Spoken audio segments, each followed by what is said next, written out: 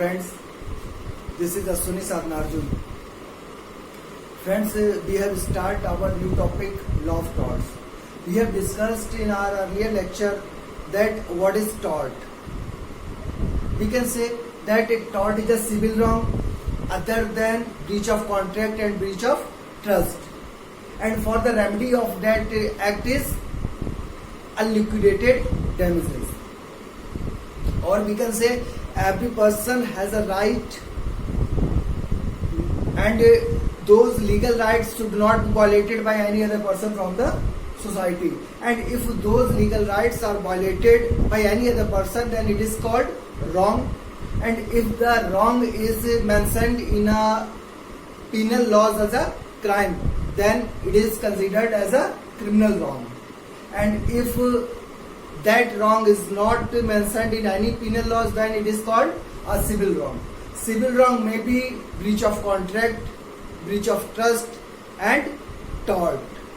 And after a discussion, we are in position to say that tort is a civil wrong which is other than breach of contract and breach of trust.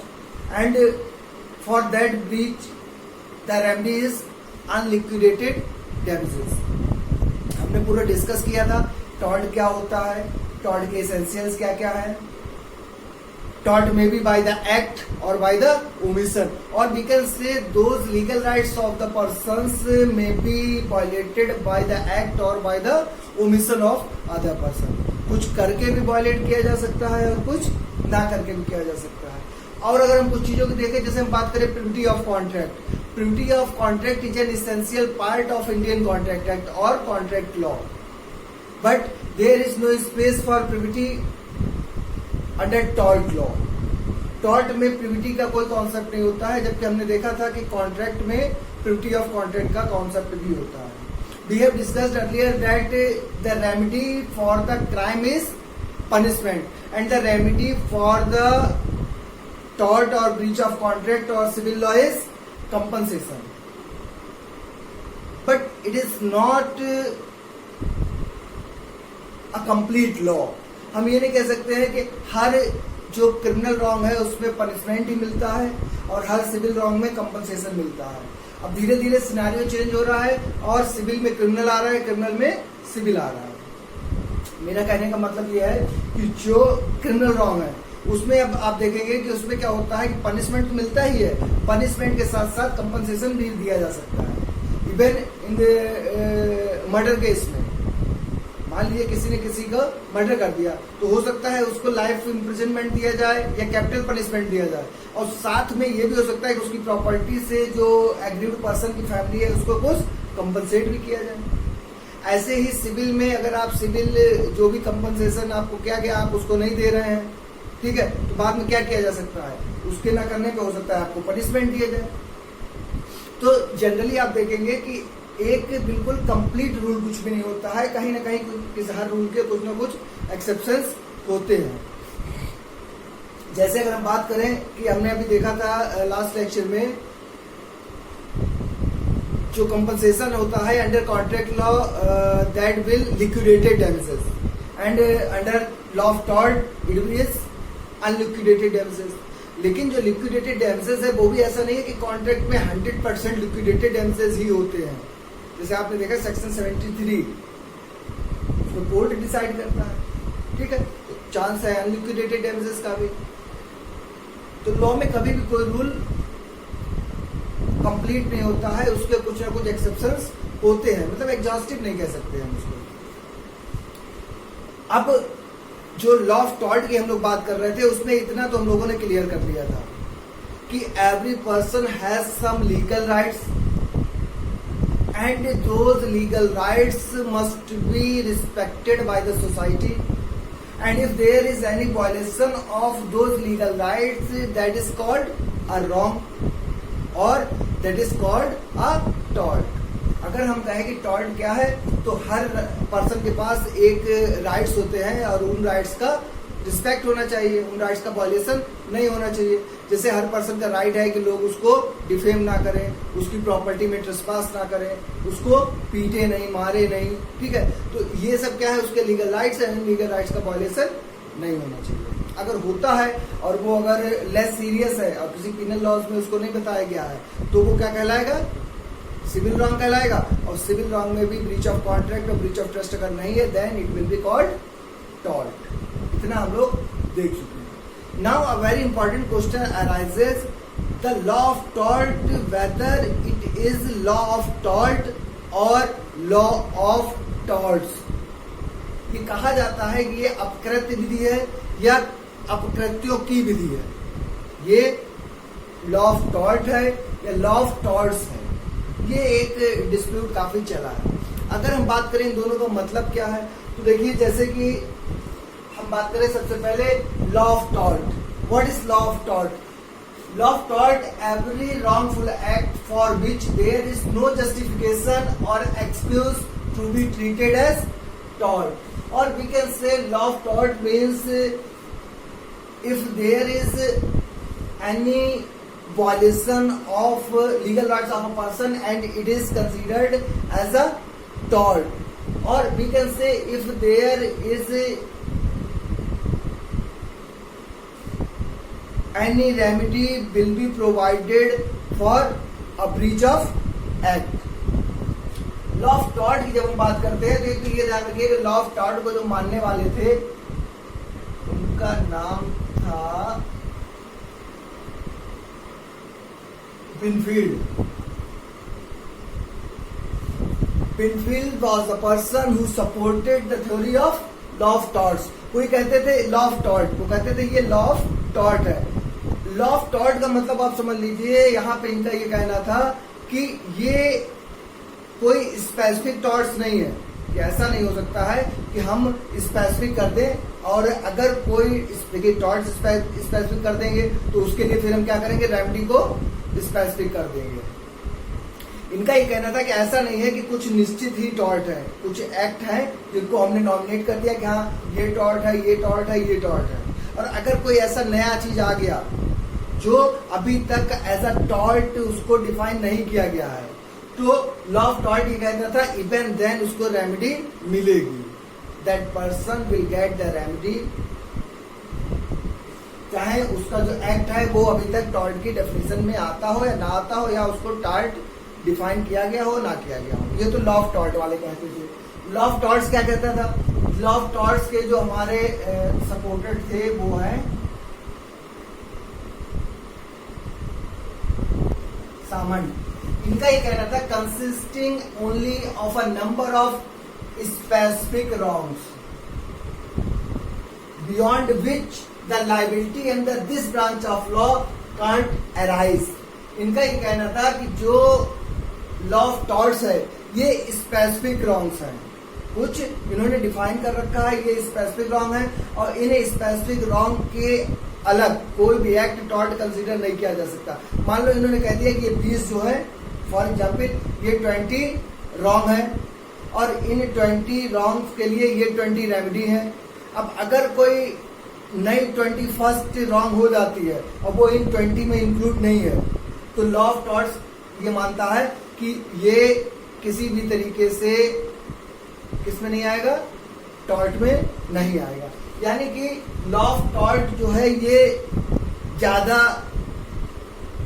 बड़ी चीज है, मतलब ये ज्यादा से ज्यादा act को tort में इंक्लूड करता है। जबकि आपको देखने से क्या लगेगा, आपको कंफ्यूजन होता है, आपको लगता है लॉ ऑफ टॉर्ट सिंगुलर चीज है, लॉ ऑफ टॉर्ट्स क्या है, प्लूरल चीज है, यानी कि लॉ ऑफ टॉर्ट्स में ज्यादा टॉर्ट आ सकते हैं। नहीं, लॉ ऑफ टॉर्ट्स जो है ये स्पेसिफिक कर देता है एक्ट्स को कि ये एक्ट जो है ये कंसीडर किए जाएंगे एज अ टॉर्ट। जबकि लॉ ऑफ टॉर्ट क्या कहता है, ये कहता है कि कोई डेफिनेशन देने की जरूरत नहीं है। अगर कोई भी ऐसा एक्ट जो टॉर्ट के जो इसेंशियल है उनको फुलफिल कर देता है तो ये मान लिया जाएगा कि ये टॉर्ट हो गया है और यहाँ पे इसको रेमेडी मिलनी चाहिए।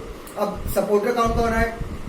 जो बिनफील्ड है ये लॉ ऑफ टॉर्ट थ्योरी को सपोर्ट करते हैं और हमारे जो सामंड है ये लॉ ऑफ टॉर्ट थ्योरी को सपोर्ट करते हैं। यहाँ पे अब हम देखिए कुछ लैटिन मैगजीन देखना चाहेंगे जो बहुत इंपॉर्टेंट है और जिसमें कहीं ना कहीं कुछ कंफ्यूजन भी रहता है। जैसे एक तो मैगजीन हमारी है यूबी रिमेडियम ईबी जस, इसको थोड़ा सा ध्यान से देख लीजिएगा क्योंकि बहुत इंपॉर्टेंट एस्पेक्ट है हमारा। द फर्स्ट मैगजीन इज यूबी रिमेडियम ईबी जस। हियर रिमेडियम means remedy, remedium means remedy and just means right. In the maxim EB remedium EB just, EB remedium EB just, the meaning of remedium is remedy and the meaning of just is right. So we can say if remedy only then right. ये सामान्य आप ध्यान रखिएगा, ये बल्कि आप इसको इसके साथ ना लिंक कर दीजिएगा, ये सामंड हमारा यहां पे ले लीजिए। ठीक, अब देखिए ये क्या कर रहा है, इबी रिमेडियम इबी जस्ट means if remedy only then right, और we can say if there is any provision for the remedy only then there may be a right. ठीक, इनका ये कहना था कि अगर कोई रेमेडी है तभी आपका राइट होगा। इबी रेमेडियम इबी जस्ट, ये बात करते हैं लॉ ऑफ टॉर्ट्स की। अगर हमसे पूछा जाए कि लॉ ऑफ टॉर्ट जो है वो किस मैगजीन पे काम कर सकता है, तो हम कहेंगे इबी रेमेडियम इबी जस्ट, क्योंकि टॉर्ट में भी इन्होंने लॉ ऑफ टॉर्ट्स में क्या कहा था सामान्य, कि जितने भी स्पेसिफिक रॉन्ग्स हैं ओनली दोज स्पेसिफिक रॉन्ग्स में बी कंसिडर्ड एज टॉर्ट। जो पर्टिकुलर स्पेसिफिक रॉन्ग कर दी है, यानी कि कुछ रॉन्ग्स है उनके लिए कुछ रेमेडी इन्होंने रख दी है। अब जो रॉन्ग्स है जिनके लिए रेमेडी है केवल वही है, या हम ये कह सकते हैं। अच्छा, एक चीज और ध्यान रखिएगा, जो हम जस्ट का मतलब राइट बता रहे हैं, कई जगह पे इन्होंने क्या किया है, राइट की जगह पे रॉन्ग मान लिया है, और ये राइट जो है ये अधिकार के लिए आया है। राइट जो है ये किसके लिए आया है, अधिकार के लिए आया है, और कहीं कहीं पे इन्होंने इसको क्या मान लिया है, रॉन्ग माना है। अभी हम बताएंगे उसका कैसे मतलब होता है। तो अभी आप इतना समझ लीजिए, इबी रिमेडियम इबी जस्ट means if there is any remedy only then there is right, यानी कि अगर किसी पर्सन, ऐसे आप समझो बिल्कुल, फॉर एग्जाम्पल कि मान लीजिए if I am demanding that I am suffering from fever and if there is any medicine for the fever only then I am suffering from fever, otherwise I am not। सीधी सी ये बात है, अगर किसी भी चीज के लिए कोई रेमेडी है, जैसे हम डॉक्टर के पास गए, हमने उससे कहा डॉक्टर साहब हमें देखिए बुखार है, हमको लग रहा है कि हमें फीवर है। उसने पहले देखा कि क्या फीवर नाम की बीमारी की उसके पास दवा है, उसने देखा कि फीवर नाम की बीमारी की उसके पास कोई दवा नहीं है। फीवर एक क्या हो गया, रॉन्ग है। अब यहां पे देखिएगा, फीवर क्या है, एक रॉन्ग है। इस फीवर क्या रेमेडी हमको मिलनी चाहिए, वो हमारा क्या है, राइट है। If we considered fever is as a wrong, then I have a right to get the medicine for fever. इसलिए राइट का इन्होंने रॉन्ग यूज किया है। रॉन्ग का मतलब जो ब्रीच हमने बताया था कि ये गलत चीज है, कि जैसे हमको फीवर है, ये क्या है, रॉन्ग है। इस फीवर जैसे ही हमारे साथ कोई रॉन्ग हुआ, यानी हमें फीवर हुआ, अब हमारा एक राइट है कि हमको क्या मिलनी चाहिए, रेमेडी मिलनी चाहिए, हमको मेडिसिन मिलनी चाहिए। अब लॉ ऑफ टॉर्ट्स ये कहता है कि अगर हमारे पास इस फीवर के लिए मेडिसिन है, तब तो वो कहते हैं हाँ आपको फीवर है, मतलब आपकी ये रॉन्ग है, और रॉन्ग है तो आपका ये राइट है, आपका ये अधिकार है कि आपको ये दवा मिलनी चाहिए। लेकिन मान लीजिए अगर ये बुखार जो है वो उन 20 में से नहीं है जो एग्जाम्पल हमने लिया है, और अगर डॉक्टर कहता है कि नहीं नहीं, आप देखता है कि उसके पास तो फीवर के लिए कोई मेडिसिन है ही नहीं, तो वो कह सकता है कि नहीं नहीं नहीं आपको फीवर है ही नहीं, मतलब आपकी रॉन्ग नहीं है, आपके साथ रॉन्ग नहीं हो रहा है। और जब रॉन्ग ही नहीं हो रहा है तो इसका मतलब क्या हुआ, आपका कोई राइट भी नहीं है किस चीज का, रेमेडी लेने का। इसीलिए कहीं कहीं आप देखेंगे इफ रेमेडी ओनली राइट। इसका अगर हम जस्ट अपोजिट कर दें तो वो है इबी जस्ट इबी रिमेडियम। रिमेडियम का मतलब क्या, रेमेडी ही हो जाएगा, जिसका मतलब क्या हो जाएगा, राइट हो जाएगा। या हम बार बार कहते चल रहे हैं इसको रॉन्ग भी कहा गया कहीं गए, तो हम इबी जस्ट इबी रिमेडियम को क्या कह सकते हैं, इफ राइट देन रेमेडी, मतलब अगर किसी के लीगल राइट का वॉल्यूशन हुआ है तब उसे हर हाल में रेमेडी मिलनी ही चाहिए.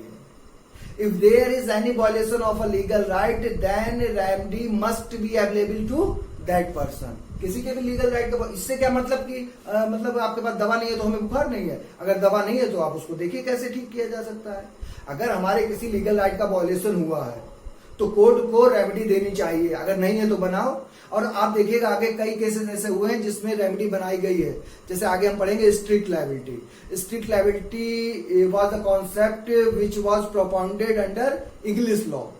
लेकिन जब भोपाल केस ट्रेजेडी हुआ और MC Mehta versus union of India के केस में हमारे यहाँ इंडिया में डिसाइड करना था, तो इन्होंने क्या किया, इन्होंने देखा कि इससे रेमेडी नहीं मिल पा रही है तो उन्होंने एक नई रेमेडी क्रिएट कर दी, एब्सोल्यूट लायबिलिटी.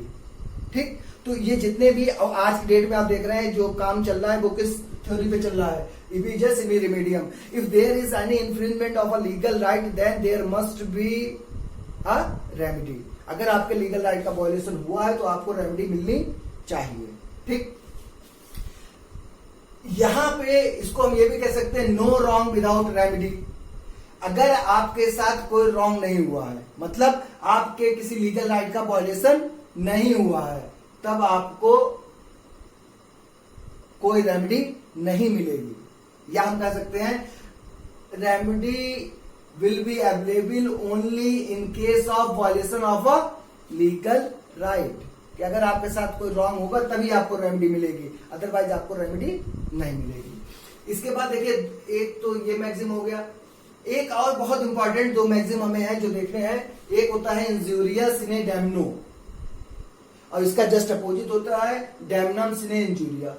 इंजूरिया सिने डैमनो in the Latin both are Latin maxims. चारों क्या है, लैटिन मैक्सिम्स है. इफ वी टॉक अबाउट इंजूरिया सिने डैमनो, इन दिस मैक्सिम द इंजूरिया means violation of a legal right and डैमनो means loss. Loss in the form of pecuniary loss, reputation का लॉस, किसी भी तरीके का अगर कोई लॉस आपका हुआ है, कोई नुकसान अगर हुआ है, दैट इज कॉल्ड डैमनो. एंड इंजुरी, अब यहाँ पे इंजुरी का मतलब क्या है, violation of a legal right. If there is any violation of a legal right then it is called injury. ये क्या कहते हैं, इंजुरिया सिने डैमनो. यानी कि अगर हम इसको पढ़ें तो हम कह सकते हैं violation of a legal right and the meaning of cine is without. यहां पे हम कह सकते हैं कि violation of a legal right without loss. यानी कि आपका लॉस नहीं हुआ है, कोई नुकसान आपको नहीं हुआ है, लेकिन आपके लीगल राइट का वॉल्यूशन हुआ है. तो ऐसे केस में आपको क्या होगा, you will get the remedy. अगर आपके लीगल राइट का वॉल्यूशन नहीं हो, क्योंकि देखिए हमें फाइनली टॉर्ट में केवल ये देखना है whether there is any violation of a legal right. If there is any violation of a legal right only then the remedy will be available to the aggrieved person और tortfeasor, otherwise not. अब यहां पे तो कह रहे हैं इंजूरियस सिने डैमनो means if there is any violation of a legal right और we can say violation of a legal right without loss. यहां पे क्या है कि आपके लीगल राइट का वॉल्यूशन हो रहा है बट लॉस नहीं हो रहा है, तो यहां पे क्या होगा, रेमेडी मिलेगी. रेमेडी आपको मिलेगी कब, अगर इंजूरिया सिने डैमनो है. इस पे दो लीडिंग केस है, एक एसपी वर्सेस व्हाइट, बहुत लीडिंग केस है. दूसरा Bhim Singh versus state of J&K. अब एसपी वर्सेस व्हाइट के केस में क्या हुआ, इसमें ये हुआ था कि एक पर्सन को वोट कॉस्ट करना था. ठीक, वो अपना वोट डालने जा रहा था, लेकिन उसका जो ऑफिसर था जो वोट डलवा रहे थे उन्होंने इसको मना कर दिया, रोक दिया किसी वजह से कि you are not eligible to cast a vote. But in reality, that person is validly liable to cast the vote. इसके पास लीगली ये वैलिड था, इसके पास सब राइट थे कि ये वोट डाल सकता है, लेकिन इसको वोट डालने से मना किया गया. ठीक, इसके बाद इसने केस फाइल किया. केस फाइल किया तो जो अगेंस्ट पार्टी थी उसने कहा कि देखिए ऐसा है, इनको कोई नुकसान नहीं हुआ. That person has not suffered any loss. क्यों लॉस नहीं हुआ है, बोले ये जिस पर्सन को वोट कास्ट करना चाहते थे वो पर्सन तो वैसे भी कई हजार वोटों से जीत गया है, तो अगर ये एक वोट और भी दे देते तो उससे क्या फर्क पड़ता, वो तो जीत ही गया है. और जब उसे कोई लॉस नहीं हुआ है तो फिर इनको रेमेडी किस लिए दी जाए. कोर्ट ने ये डिसाइड किया कि इससे कोई मतलब नहीं है कि पर्सन को लॉस हुआ है या नहीं हुआ। The court has observe that it is immaterial whether the person has suffered any loss और नॉट। The important thing is that whether there is any violation of a legal right and that person has a legal right to cast a vote, and there is a violation of a legal right. So in this case the court observed that that person will get the remedy. इसको remedy मिलेगी ही मिलेगी। ठीक। दूसरा case था Bhim Singh versus state of जे&के।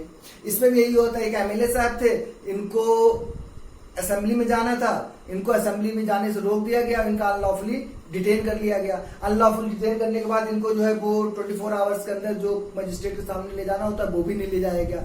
इन्होंने case file किया। Case से file किया तो यही कहा कि आपका कोई नुकसान तो हुआ नहीं है, क्योंकि जो भी वहां पे वोटिंग वगैरह होनी थी वो अपना हो गई थी और उनके फिर जो ये चाहते थे भाई इनके फेवर में हुआ था।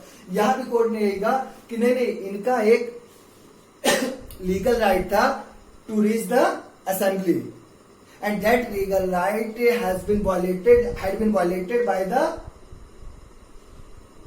defendants. So Bhim Singh will get the remedy इन दोनों केसेस में, जबकि इनको लॉस नहीं हुआ था। एसपी वर्सेस वाइट में भी, Bhim Singh versus state of जे&के में, even then it was considered that the remedy will be available to the aggrieved persons। ठीक। नेक्स्ट हमारी मैक्सिम है इंजूरिया सिने डैमनो के just opposite. It is called डैमनम सिने इंजूरिया। डैमनम मीन्स लॉस, सिने मीन्स विदाउट, इंजूरिया means violation of a legal right. So we can say it means loss without violation of a legal right. If there is any loss of a person but any legal right of that person was not violated, then there will not be any remedy to that person। यहां पे इसको remedy नहीं मिलेगी, क्योंकि हमने आपको बताया कि रेमेडी के लिए केवल एक चीज आपको देखनी है, whether there is any violation of a legal right, only then that person may be available to get the remedy. केवल उसी कंडीशन में उसको रेमेडी मिलेगी, रेमेडी उसके लिए अवेलेबल होगी अगर लीगल राइट का वॉयलेशन हुआ है। अगर लीगल राइट का वॉयलेशन नहीं हुआ, चाहे कितना भी नुकसान हुआ हो, आपको रेमेडी नहीं मिलेगी। तो डैमनम सिने इंजीरिया मीन्स क्या हो गया, loss without violation of a legal right, कि आपका लॉस तो हुआ है लेकिन कोई भी लीगल राइट का वॉयलेशन नहीं हुआ है। और जब लीगल राइट का वॉयलेशन नहीं हुआ है तो आपको रेमेडी नहीं मिलेगी। इस पे कई केसेस हैं, इन केसेस के नाम अच्छे से याद कर लीजिएगा, ये मैच करने को आता है कि कौन सा केस जो है वो किस टॉपिक से रिलेट करके है। First case Gloucester grammar school case. ठीक है, बहुत इंपॉर्टेंट केस है ये। इसमें क्या हुआ था, जैसे मान लीजिए एक स्कूल पहले से चल रहा है, उसके जस्ट अपोजिट एक स्कूल खोल दिया गया। उसमें उन्होंने कहा कि फीस जो है इतनी कम रख दी जिससे सामने वाला स्कूल बंद हो जाए। मान लीजिए वो फीस ले रहा है 5,000 रुपए, इन्होंने फीस रख दी 100 रुपए और उससे अच्छी फैसिलिटी दे रहे हैं। तो हुआ कि जितना भी बच्चा उस स्कूल का था वो सब कहाँ आ गया, सस्ते वाले स्कूल में आ जाएगा। अब जो स्कूल पहले से चल रहा था महंगा वाला, उसने क्या किया, केस फाइल किया कि इन्होंने हमारा सब नुकसान कर दिया है। Then the court asked to that person whether you have a right that any other person will not open any school in front of you.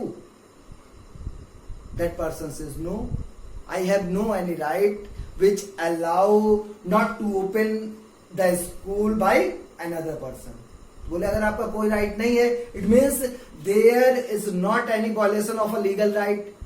नुकसान हुआ वो अलग की चीज है, but your right had not been infringed, so you will not get remedy. Court ने सीधे सीधे कहा कि भाई जब तुम्हारे किसी राइट का वॉयलेशन नहीं हो रहा है तो हम आपको रेमेडी नहीं दे सकते। यहां पे भी देख लीजिएगा, अगर कभी ये कोई पूछ दे इंजूरिया सिने डैमनो किस पे काम करती है, ये काम करती है इबी जस इबी रिमेडियम पे। ठीक है, if there is right only then remedy, कि अगर आपका राइट है तभी रेमेडी मिलेगी, तो कोई राइट होगा तभी उसका वॉयलेशन होगा। ठीक, अब दूसरा केस अगर इस पर आ जाए तो यह है उषा बेन वर्सेस भाग्य लक्ष्मी चित्र मंदिर। ये एक मूवी बनाई गई थी जिसमें सरस्वती, लक्ष्मी, ये जितनी भी देवियां हैं इनको आपस में बहुत लड़ते हुए दिखाया गया था। तो एक पर्सन ने इस पे क्या किया, केस फाइल किया कि हमारी जो है वो रिलीजियस फीलिंग्स को हर्ट हो रहा है, इसलिए ये मूवी ना दिखाई जाए। तो कोर्ट ने कहा कि ये बताओ तुम्हारा कोई राइट है ऐसा, और ये अपना राइट प्रूव नहीं कर पाए। तो कोर्ट ने यही कहा कि if you have not any legal right then there may not be any chance to infringement of that legal right, and if there is no violation of a legal right then remedy is not available for you। इसके बाद आया action versus Blundell हो गया, चेसमोर versus Richardson हो गया। ठीक है, ये केसेस ये पानी को लेके थे कि किसी का खेत ऊपर है, एक का खेत नीचे है, उधर से पानी आ रहा है, इसके खेत में जब तक पानी आ रहा है पूरा पानी गंदा हो जा रहा है। तो इसने केस फाइल किया, तो कोर्ट ने पूछा क्या तुम्हारा राइट है कि इसके खेत में पानी ना जाए? भाई वो तो अपने खेत में पानी लेके जा रहा है, उसके खेत से अगर पानी जा रहा है तुम्हारे होने तक गंदा हो जा रहा है, तो वो क्या करे? यहाँ एक केस में क्या हुआ कि इसने अपने खेत में एक कुआं टाइप का, वेल टाइप का खोद दिया जिससे कि पानी थोड़ा सा वहां पे इकट्ठा हो जाए। अब आगे वाले खेत में केस फाइल किया, तो ये जितने भी केसेस थे इसमें कहीं भी कोई violation of a legal right prove नहीं हो पाया। लॉस कितना भी हुआ, कोर्ट ने किसी में रेमेडी नहीं दी। Town area committee versus Prabhudayal, इसमें क्या था कि एक पर्सन था, उसने बिना, आपको पता है कि अगर बिल्डिंग बनानी है तो उसके लिए उसको क्या करना होगा, पास कराना होगा कि हम इतने फ्लोर तक बना सकते हैं म्यूनिसिपैलिटी से। अब इन्होंने क्या किया, इन्होंने बिना उससे पास करवाए अपने बनवा लिया खूब, और जब इनको पता लगा तो इन्होंने क्या किया, म्यूनिसिपैलिटी वालों ने उसको तुड़वा दिया। तो ये कहे कि हमारा तुड़वा दिया गया, और बोले ये हमारा दुश्मन है। वहां कोई ऑफिसर होगा जो हो सकता है इनसे लड़ाई चलती है, बोले ये हमारा दुश्मन है इसलिए इसने गलत मोटिव के साथ, मैंसरिया के साथ जो है वो तुड़वाया है, ये हमसे दुश्मनी निकालना चाहता था। कोर्ट ने कहा कि चाहे अगर आपके लीगल राइट का वॉयलेशन नहीं है तो चाहे जो एक्ट है वो मैलियसली ही हो, मैलिस के साथ किया गया हो, दुर्भावना के साथ किया गया हो, even then there should not be availability of any remedy. आपको किसी तरीके की कोई रेमेडी नहीं, केवल इतना ध्यान रखिएगा। देखिए बहुत सिंपल सा कॉन्सेप्ट है, लेकिन ये इतना टफ है कि इससे क्वेश्चन हमेशा गलत होते हैं। क्यों? क्योंकि हम बहुत ज्यादा कंफ्यूज हो जाते हैं, हमें कंफ्यूज होने की जरूरत ही नहीं है। आप पहले देख लीजिए लॉ ऑफ टॉर्ट।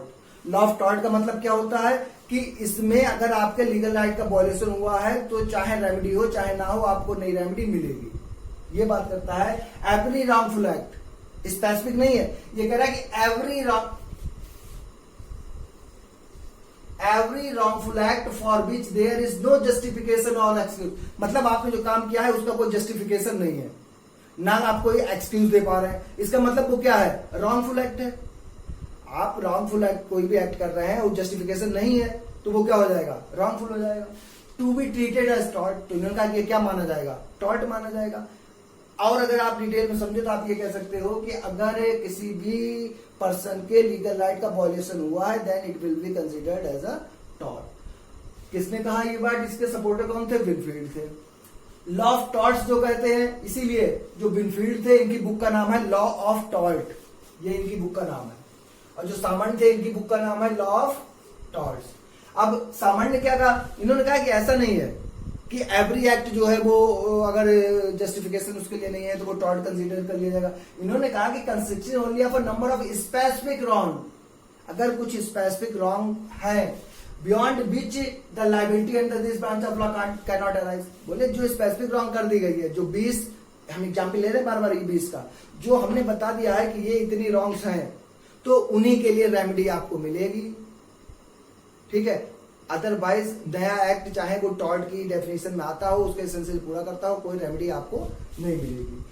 इसके बाद दो मैगजीन देखिए हमने, यूबी रिमेडियम यूबी जस्ट, मतलब if remedy only then right, if you have remedy only then there is a violation of a legal right. If a person has remedy for any particular wrongful act, only then it is considered that there is a violation of a legal right of that person. Opposite इसके क्या है, UV जस UV रिमेडियम। तो जो ये UV रिमेडियम यूबी जस है, if remedy only then rights, ये किसके साथ हम कर सकते हैं, लॉ ऑफ टॉर्ट्स के साथ। और जहां पे कहा गया यूबी जस यूबी रिमेडियम, ये हम किसके साथ कर सकते हैं, लॉ ऑफ टॉर्ट के साथ, जो विनफील्ड कहते हैं कि if there is any violation of a legal right then you will get the remedy, और we can say no wrong without remedy. Remedy will not be available if there is no wrong, क्योंकि ये फिर इसका दोनों को समझ लीजिए कि पहले आपके साथ कोई रॉन्ग होगा, तब उस रॉन्ग की रेमेडी के लिए आपके पास राइट होगा, राइट टू गेट रेमेडी। ठीक है, तो चाहे कहा जाए इफ राइट देन रेमेडी, ये भी सही है, नो रॉन्ग विदाउट रेमेडी, ये भी सही है। इसके बाद दो मैक्सिमम हमने देखी, इंजुरिया सिने डैमनो। इंजुरिया means violation of a legal right, डैमनो मीन्स लॉस, सिने means without. We can say violation of a legal right without loss. Leading case Ashby versus White, BMC versus state of J&K, remedy will be available. We have discussed that if there is any violation of a legal right, then that person will get the remedy, whether that person has suffered any loss or not. The next maxim is damnum sine injuria, means loss without violation of a legal right. If any person has, if the rights of a person is not violated, then it is immaterial whether that person has suffered any loss or not, because the remedy will be available only then if there is any violation of a legal right. अगर legal right का violation नहीं हुआ है, चाहे कितना भी नुकसान हुआ हो, आपको रेमेडी नहीं मिलेगी। लीडिंग केस है ग्लोसेस्टर ग्रामर स्कूल, नाम से ही पता लग रहा है स्कूल वाला केस है। ऊषा बेन वर्सेस भाग्य लक्ष्मी चित्र मंदिर, ये लक्ष्मी से आप ध्यान रखिएगा, ये देवी वाला केस है। Acton versus Blundell, Chasemore versus Richardson, ये सब पानी के लिए केस है। ब्रेडफोर्ड, हाँ ब्रेडफोर्ड कारपोरेशन वर्सेस पिकल्स, ये भी पानी का ही केस है, पानी को रोक लिया गया था, गड्ढा खोदा गया। लेकिन मेन इसमें ये कहा गया था कि अगर आपका चाहे कितनी भी मैलिशियस एक्ट किया हो, आपने जानबूझकर किसी को नुकसान पहुंचाने के लिए आपने किया हो, लेकिन अगर वायलेशन नहीं है लीगल राइट का, तब भी आपको रेमेडी नहीं मिलेगी। तो बेटा ये सब हमारा आज का जनरल